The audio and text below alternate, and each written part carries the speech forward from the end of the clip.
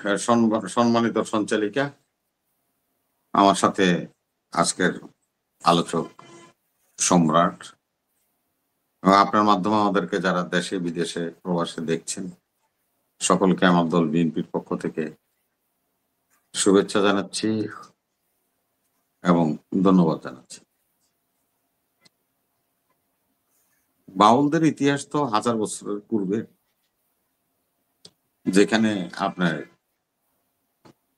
আমরা আমাদের যে সংস্কৃতি, এই সংস্কৃতিতে তাদের একটা অবদান আছে। তারাও এগুলির সাথে সম্পৃক্ত। যেমন কবি নজরুলের ইসলামী গান শুনছেন, হামনাথ, লালন শাহ ফকির, তার অনেক গান আছে আমরা শুনি। শাহ আব্দুল করিম সিলেটের সাধক মানুষ।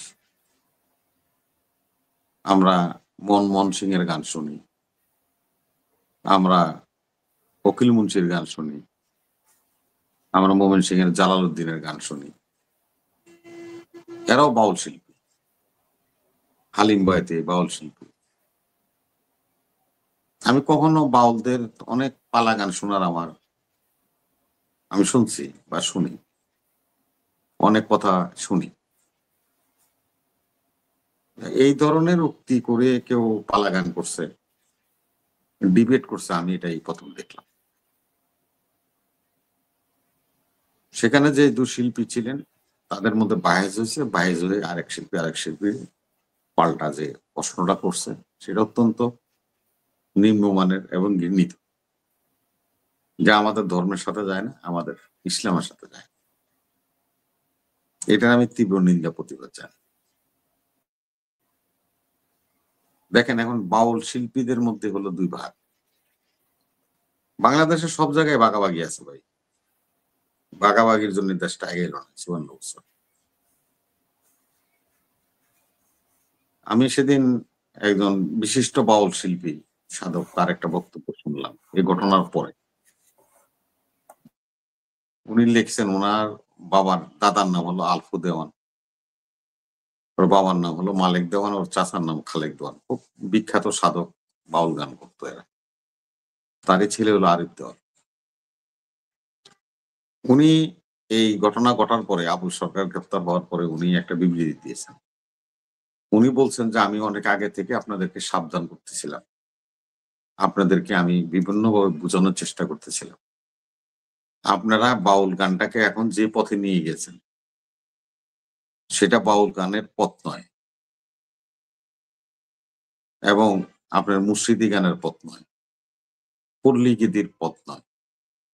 আপনারা এগুলি পরিহার করেন, আপনারা নিজেরাই নিজেদের মৃত্যুকে তৈরি করছেন। আমি একটা উদাহরণ দিই আপনাদের। আমার একটা বাউল শিল্পীর নাম আমি শুনলাম, ডিজে ডিজে শারমিন। বাউলের সাথে ডিজে কি? ডিজে শারমিন হলো বাউল গান করে। এখন বাউল গানের দেখবেন তো দূরে থাকো, ওর ধারে কাছেও আপনি যাইতে পারবেন না। একসময় আমাদের যাত্রা শিল্পটাকে ধ্বংস করা হয়েছিল প্রিন্সেস লাকি খান করে দিয়া। ঠিক আবার ঐতিহ্যবাহী এই পালা গান, এই জারি গান, সারি গান, পল্লী গীতি, এইটারই ধ্বংস করার জন্য এখন ডিজে শারমিনদের জন্ম হয়েছে। এটাও ধ্বংস হয়ে যাবে দেশ থেকে। কারণ আপনি বলেন লালন শাহর হাজার হাজার গান আছে, আল্লাহকে নিয়েও লেখা আছে, নবীকে নিয়েও লেখা আছে। আমাদের প্রিয় কবি নজরুল ইসলাম তো জানেনই, সে শুধু খালি উনি হামনাদ করছেন বা ইসলামী গান গাইছেন বা লেখছেন তা না। উনি কিন্তু ভারতে যেটা নাকি প্রথম কেউ করেনি, সেটাও কিন্তু উনি করছেন। এই যে কীর্তন যেটা শুনলেন হিন্দুদের, এই কীর্তনেরও কিন্তু লেখক উনি, কবি নজরুল ইসলাম সাহেব।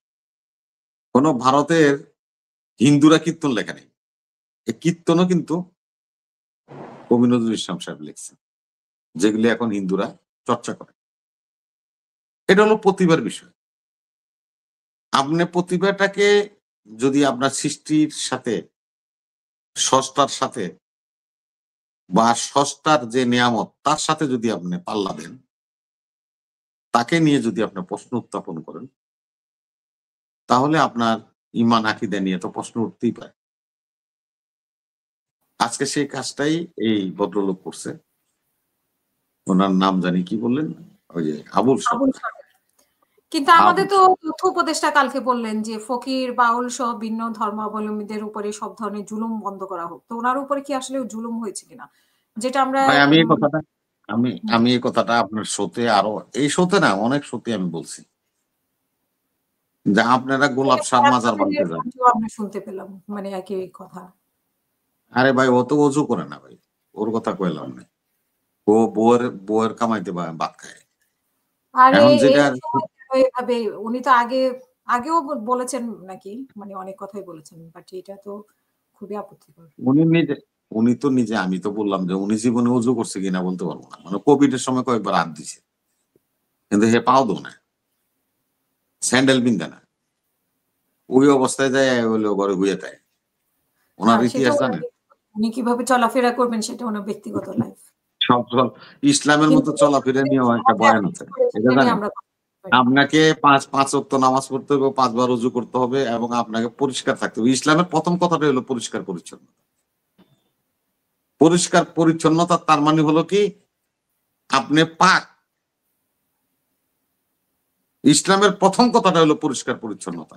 আপনাকে পাক থাকতে হবে। যে কোনো মুহূর্তে আল্লাহ আপনাকে পৃথিবী থেকে তুলে নিতে পারে। এই কথাই আমার শেষ কথা বলতে পারে। তাহলে আপনার পাক থাকতে হইব না? আপনি জীবনে ওযু করেন না মিয়া পাও ধুন না। তা আপনার তো পাক না, আপনার নাপাক। এই যারা এই যে ইসমাইল সম্রাট কইল, এই যারা এগুলির মধ্যে যাচ্ছে যে গাঁজা খাইতেছে, এটা খাইতেছে, এই করতেছে, সেই করতেছে। এগুলি কোন সিদ্ধি খাচ্ছে। এগুলি কোন কোরআনিক ভাষা, এগুলি হাদিসের কোন বক্তব্য, এগুলি তারা যে করতেছে। এটা কি তাদের জন্য শোভনীয়? আবার আমি পাশাপাশি এটাও বলি। আপনি গোলাপ শাহ মাজার ভাইঙা দিবেন। তা আপনি ঢাকা ক্লাব ভাঙেন। ওখানে তো রাতভর ডিজে পার্টি হয়, মদ খায়, নাচে। তো এটা অন-ইসলামিক কাজ। এটাও ভাঙেন। তা আপনারা একটার দিকে ছুটেন কেন? আমি কিন্তু সার্বিক কথাটা বললাম। কেউ হয়তো এটা মনে কিছু করলে আমার কিছু করার নেই। ওই সার্বিক বিষয়টা। এখন আপনি ফরহাদ মজা সাহেবকে বারবার টেনে নিয়ে আসতেছেন। এই সমস্ত লোকদের নাম বেশি নিবেন, বেশি এরা বলে নিয়ে প্রচারিত হয়। আর মানুষে এগুলোর নাম শুনে এগোরে যেরকম মনে করেন যে সার ইসলাম, এই যে সার ইকবাল। এগোরে নিয়ে যত লিখবেন ওই যে মুরগি শাহরিয়ার। যত লিখবেন চর্চা করবেন মানুষ তত জানবো এর নাম, এর চিনবো। কালামানিকরে যেরকম মানুষে চিনতো। এগুলি তো আমরা আমাদের যারা মিডিয়াতে কাজ করি, আপনারা যারা মিডিয়ার পরিচালনা করেন, আমাদেরকে এই সমস্ত লোকদের নাম থেকে বিরত থাকা উচিত। এদের কোন বিষয় আমরা মিডিয়াতে আনা উচিত। এদের নাম নিলে তো মিয়া আপনার ওজন নষ্ট হয়ে যাবে। এগুলো নিয়ে কোনো কথা বলা দেয়নি। এরা কয় মরলে আমারে কবর দিও না। হেগো জানাজা হয় না। কিসের মুসলমান, কিসের হিন্দু? দেন সুলতানা কামালের জামাইর নাম কি কোন? কোন? আচ্ছা বেশি ব্যক্তিগত চর্চায় আচ্ছা, না না, যাই। না আমি আমি না ব্যক্তিগত না। এটা কি ব্যক্তিগত? এইটাই কথা। যে ফেরদৌসী মজুমদার জামাইর নাম কি? তা আমরা কোন দেশে বাস করি? বিবেক তো মানুষের থাকতে হবে। সে বিবেক বিবর্জিত তো হয়ে এখন এই ঘটনাটার পেছনে নিশ্চয়ই আপনার মনে হয় না যে নির্বাচন বানচালের জন্য বা দেশকে অস্থিতিশীল করার জন্য এ ধরনের বক্তব্য এবং সেই সাথে কেন ফরহাদ মাজার সহ বা যারা রাস্তায় দাঁড়িয়েছে উনার মুক্তির জন্য। তো উনার রিমান্ড না দাবি করে উনার মুক্তি দাবি করছে। এটা উদ্দেশ্যপ্রণীত বা পরিকল্পিত মনে হয় না আপনার? আপা একটা কথা বলি আপনার। ঠেকানো যাবে না। অত কথা হলো কি আপনার আমি বলি। হুম। এরা এই কয়জন লোক কি বলল না বলল তার দেশের নির্বাচন কেন? হাট বাজারে বন্ধ হওয়ার কোন সম্ভাবনা নেই। যার চুলা জ্বলবে, খাওয়া-দাওয়া চলবে। এরা কি সমাজের কোন অংশ হইল? এদেরকে আপনি একটা বিশাল গুরুত্ব দিয়ে দিবেন। এরা কি? এরা গুরুত্বহীন মানুষ। এদেরকে এইভাবে টাইনে আইনা আমরা এদের নিয়ে আলোচনা করা এটাও ঠিক না। দেখেন আপনার আমি একটা কথা বলি, এই যে এই জন্য বলছি আপনি বলছেন ব্যক্তিগত পর্যায়ে বলবেন। আলেয়া ফেরদৌসী কবি চৌধুরীর বোন, মনির চৌধুরীর বোন। আপনারা তো ওই অঞ্চলের মানুষ। এরা একটা বিশাল চৌধুরী বাড়ি, চৌধুরী পরিবার, বিশাল একটা পরিবার। ওদের বাড়ির সামনে দিয়ে ঘোমটা ছাড়া মানুষ হাঁটতে পারত না। বেকায়দায় বেপরদায় ওদের বাড়ির সামনে দিয়ে যাইতে পারত। আর তার মেয়ে বিয়ে করছে হলে এক হিন্দুরে, রাজেন্দ্র মজুমদার। আমি সাম্প্রতিক একটা জিনিস আমি লেখা দেখলাম, হিন্দু ধর্মের দ্বিতীয় বিয়ে করার কোন ইয়ে নেই, সিস্টেম নেই। আমাদের যেরকম মনে করেন প্রথম স্ত্রী দিয়া বলায়া কয়া হয়তো বিয়ে করলাম, এরকম কোন সিস্টেম নাই দ্বিতীয় বিয়ে